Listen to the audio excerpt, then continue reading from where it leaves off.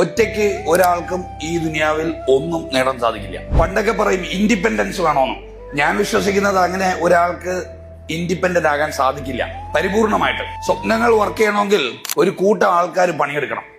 ഞാനിവിടെ നിൽക്കുമ്പോഴേ എന്നെ പ്രസംഗിക്കാൻ സഹായിക്കുന്ന എന്തോരം ഘടകങ്ങളുള്ളത്. മൈക്കില്ലേ, കേൾക്കാൻ നിങ്ങൾക്ക് സ്പീക്കറില്ലേ, ഇതൊക്കെ എന്നെ അനുകൂലിക്കുന്ന ഘടകങ്ങളാ അല്ലേ.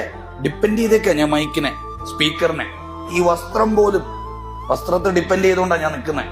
ഇല്ലെങ്കിൽ എന്റെ നാണം മറയ്ക്കാൻ എനിക്ക് ഈ വസ്ത്രം ഇല്ലെങ്കിൽ ഇവിടെ നിന്ന് എനിക്ക് പ്രസംഗിക്കാൻ സാധിക്കോ? അപ്പൊ ഈ വസ്ത്രം ഇന്നലെ വരെ ഏതോ ഒരു ടെക്സ്റ്റൈൽ ഷോപ്പിലായിരുന്നു. അപ്പൊ അയാളെ ഞാൻ ഡിപ്പെൻഡ് ചെയ്തുകൊണ്ടാണ് ഇപ്പൊ ഇന്ന് പ്രസംഗിക്കുന്നത്. അതിനു മുന്നേ അതൊരു വെയർ ഹൗസിലായിരുന്നു. കുറച്ചുകൂടെ പുറകോട്ട് പോയാൽ ഏതോ ഒരു കർഷകന്റെ ഏതോ ഒരു തോട്ടത്തിൽ എവിടെയോ ഒരു പുഴു, ഏതോ ഒരു കോട്ടൺ.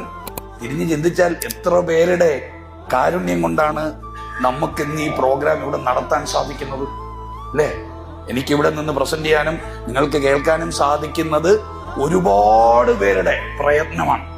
അപ്പം ഒരിക്കലും ഒരാൾക്ക് ഒറ്റയ്ക്ക് ഈ ദുനിയാവിൽ ഒരു സക്സസും ക്രിയേറ്റ് ചെയ്യാൻ സാധിക്കില്ല. ഇൻഡിപെൻഡൻസ് അല്ല നമുക്ക് വേണ്ടത്, ഇന്റർ ഡിപ്പെൻഡൻസ് എന്ന് പറയും. എല്ലാവരും അങ്ങോട്ടും ഇങ്ങോട്ടും ഡിപ്പെൻഡ് ചെയ്തിരിക്കണം.